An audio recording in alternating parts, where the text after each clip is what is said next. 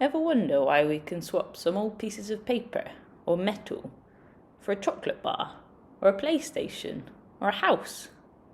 Where did this crazy idea come from? Where did money come from? We Homo sapiens have been around for about 300,000 years. For almost all of this time, over 95% of it, we've been hunter-gatherers. We had no need for money to buy or sell things. To get what we needed, we'd just share, or fight, or swap things, or owe someone for later. We mostly lived in small groups of around 20 to 30 people, so you couldn't really get away with not paying someone back. And we found ways to keep track of all our swapping, sharing, and IOUs by marking tallies on sticks and bones and cave walls. But all this got a bit complicated when we started farming, which was very recently, only about 12,000 years ago.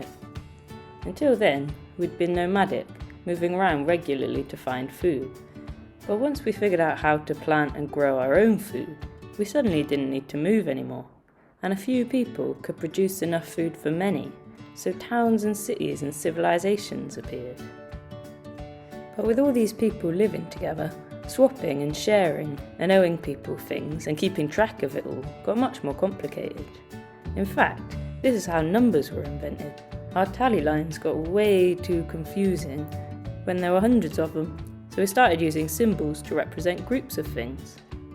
While food was often shared out by a ruler, not always fairly, lots of swapping and owing still went on. Over time, things that everyone needed and that could be stored easily, like salt or oil or spices or bits of metal, started to work as a kind of money themselves. You could always swap them for something, and you could save them up without them going rotten. Precious metals were particularly handy for keeping in your pocket, and little discs or ingots of metal had become very popular swapping tokens in Europe and Asia by around 4,000 years ago. In the Americas and parts of Africa, people were also using beads of amber or obsidian, shells like cowrie or mother of pearl, and some people even used bits of meteorite.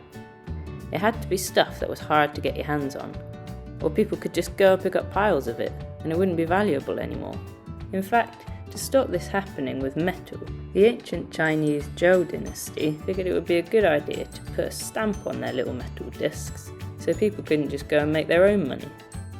We call this minting, and a few hundred years later, the Lydians and Ionians in Asia Minor also started minting money.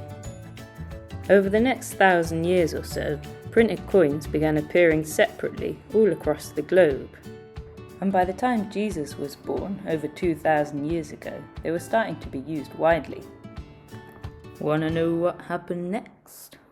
Wanna know where paper money came from? Hit subscribe to find out in next week's video.